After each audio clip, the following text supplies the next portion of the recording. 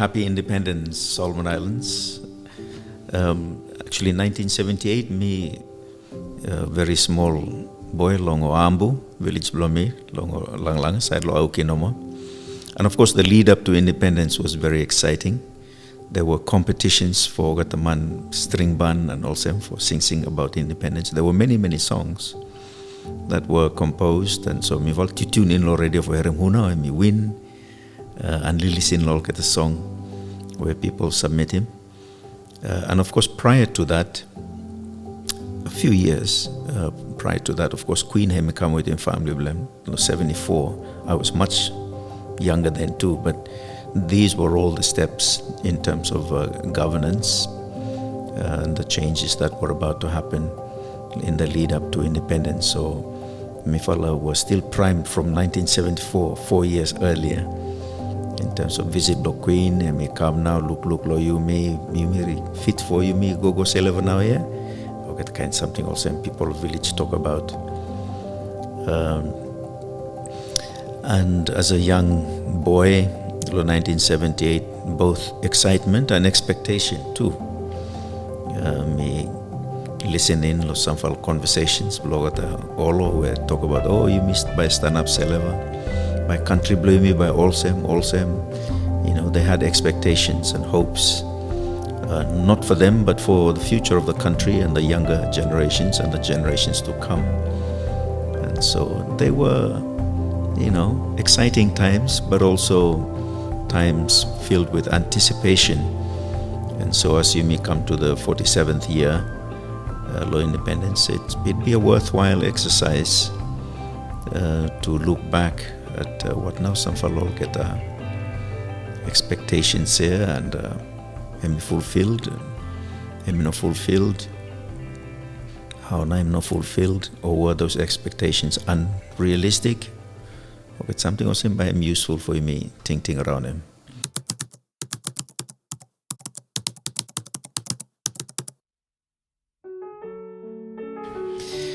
I think I remember vividly some of those discussions because grandfather me one fella leader of community that time, and so me go a long way to him time the discussion also. And of course I got all money involved lo mas in Ruru too, and so mas in Ruru here and me set him benchmark of what those expectations were in terms of sovereignty, in terms of governance, in terms of where community governance and leadership should feature. And the big one, of course, is economic independence. And I think if you may look back over the recent past, but you may look in that we're really struggling in each of those categories of expectations, of hopes. And hemi no minim you me barawa lose now or you me bara no good now, but we have some major challenges, and important we recognize those and we rise up to them. And of course, going back to 1978, I think population blew me forgotten for checking law records, but it wouldn't have been many. We are now a couple of times more people than we had back in 1978. And so that one too, Hemi bring him many opportunities, but Hemi also increase him the pressure on those expectations.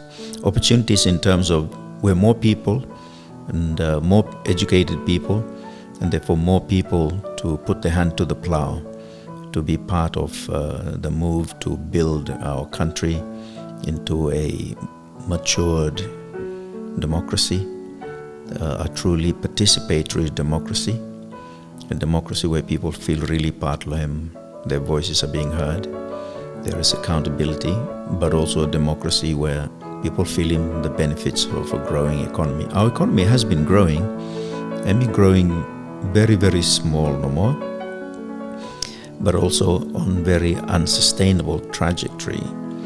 But that growth has been concentrated hands below very few people. And so the vast majority of Solomon Islanders, me co-complain we got no feeling this for growth. So life has been very, very difficult, and it seems to be getting more and more difficult because the more resources are depleted and the increase in the population, it is bound to happen unless something, radical happens. So I think, looking back on those expectations, we've gone some length, some distance on some of them, and there's more, obviously, to do.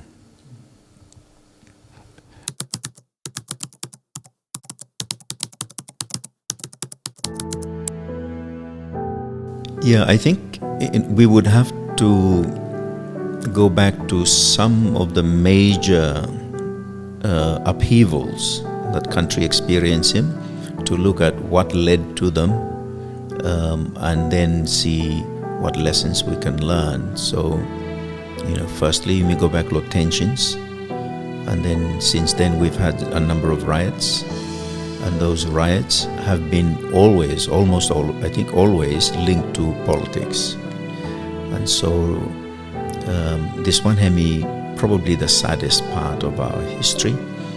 Some may argue they're necessary growing pains, but I would argue they're growing pains that could have been avoided, and they're really lessons for leadership, believe me, to learn that we must not condone violence on the one hand, but at the same time we must not tempt violence. We must not provoke, exasperate our people, so that Ogat feel also the only thing or option left for them so that they can express their voice and be heard is to turn to violence.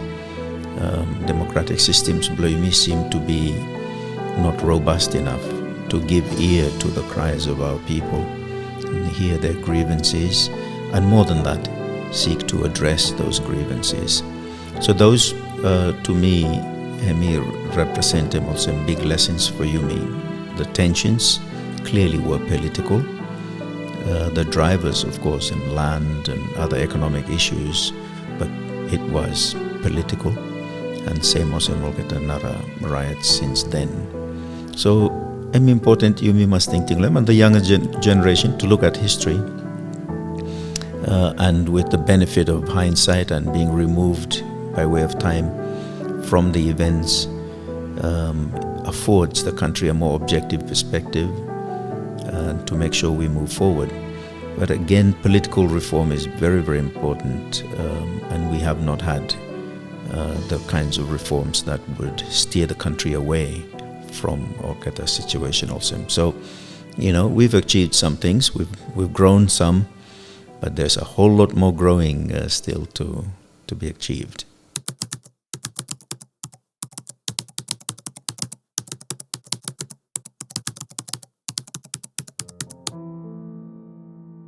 Of course, the human heart above all is deceitful, Bible Hemisale or Jeremiah, and so the human condition is corrupt. From birth, you may struggle with corruption now, and so none of us can stand, pure and wholesome. Blood blow master no more, save him, and holy me. So it's important we say that. It's because of that we need in our governance systems, processes, laws, and administrative tools available to us to make sure we protect public life, country, protecting the people who serve in public roles, exercising powers and offices public, so that all prevented from being enticed, being tempted into corrupt practice, and protect the dignity of our government and of our people.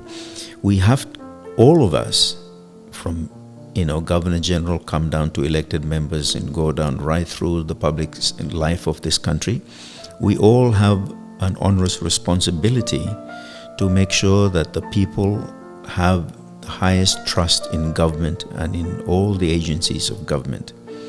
And corrupt practice at its bar of a basic, hemi undermining that for trust of people.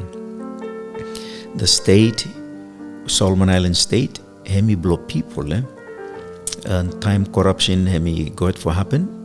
Hemi make him the people who own the government lose trust in their government.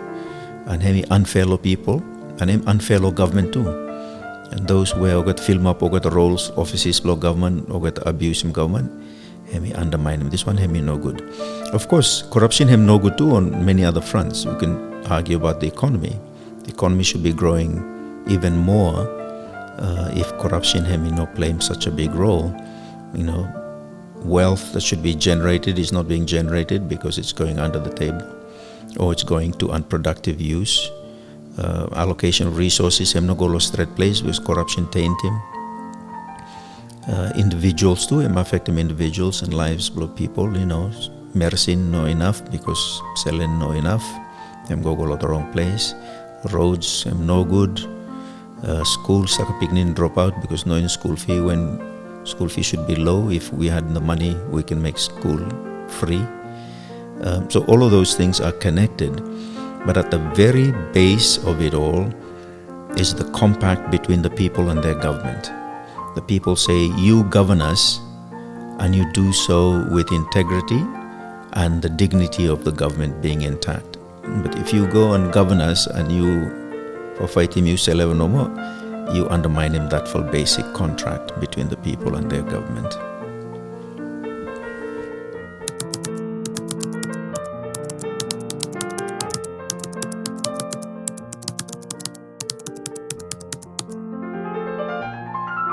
I would say, even if you've only lived, say 15, 20 years or even 10 years, if you're listening to me, I would say this country is yours. Take it, take ownership of it, and take ownership in a way that you want to make it better. It's easy to blame leaders that have gone before you. You can sort of blame Mifal, and Mifal too will blame him what man go before Mifal. But at the end of the day, if you don't learn from those, your forebears, by you doomed to repeat their same mistakes or repeat their posture, their disposition, and so you will have no impact. I would encourage young people to be activists. You see what is wrong, stand against it, speak out. Lulu quite lame. But also go beyond the activism and start engaging constructively, sharing policy ideas. Talk with others who might sabe, and be part of a movement to change this country for the better and to change it at the grassroots level up. We're a democracy and power starts in the hand of the people, so that's where the change must start. And it's possible. We saw glimpses of it, and I think more and more I think our people are open to these changes, and so young people need to be part of it. The majority of the country, they must take ownership and drive that change.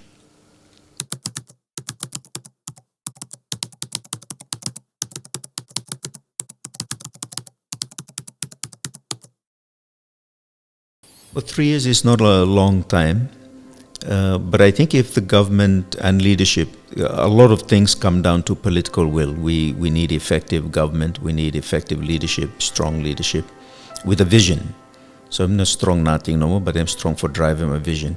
If we can do some basic things right, I think in 3 years, people will sigh, a breath of relief, or say, life have no heavy to us.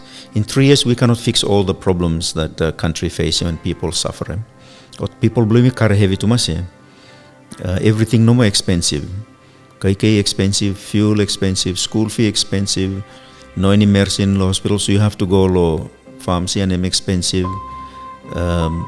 Rent, if you're renting, is expensive. All of these things very expensive, affecting life of people. If you low towns, electricity expensive, water expensive, and they need not be. And I think in 3 years, an indication that we are turning a corner is that those things become less expensive. Life for people is just a little bit easier more. And that would be an indication that beyond 50 years, our feet are more firmly planted in the ground, that we are heading in the right direction. But if in 3 years' time no anything has changed from now, life will be harder go more, because population will be more, and the resources would have been depleted more, and so it'll be much more difficult then. So me no like for predicting doom and gloom for our people and discouraging people, believe me, but I'm saying get engaged, take ownership of your government system, and speak up and suggest changes, policies, leave it entirely up to ogat leaders level no more.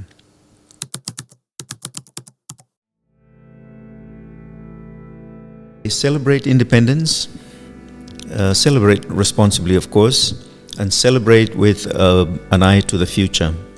We're human beings created in God's image. We think ahead, and we must plan ahead at the individual level, at the family level, household level, very important. Of course, in villages and tribes, and of course, broader provincial and national level. Everyone need to plan looking forward what we want to see as the country gets older each year. And I'll get something where with Olman Lulukloem before, two big one now is political and economic independence. And of course, you can then break those down. Political independence, I think, we're moving there. We can make arguments about whether we're truly politically independent, especially with regards to interests that might undermine our sovereignty. But in terms of economic independence, I think we are worse now than we were when we gained our independence. We are receiving more foreign aid, and that's an indication of the less independence we have in terms of economic independence. The things that happen, if any only happen because our donors now do him, that's an indication also that economy blamey no robust enough so that him financing public services and public development objectives. So that I think the jury is out on that, but we must keep struggling. And so I encourage our people and be engaged, hold your leaders to account, and keep working, looking forward. Leaders at all levels now. Leaders in our churches, leaders in our villages, and leaders, of course, local province and national government, local parliament and in government. Question them, ask for more information. When they make decisions, they must justify more good decisions. Yeah? These are all very, very important. But I'd like to wish all of Solomon Islands and those aliens who are among us at this Independence Day, a wonderful day. Please enjoy it and share with your family and express the love that we have for each other. I would caution those who think time for celebrate, time for daranga no more, and cause trouble and violence and all that. That's not the way we want to celebrate any event, let alone our independence. Our independence is not freedom to do the things that are no good for our communities. Our independence is freedom to excel, freedom to grow and to stand up on our own feet. That should be the theme, stand up on our own feet.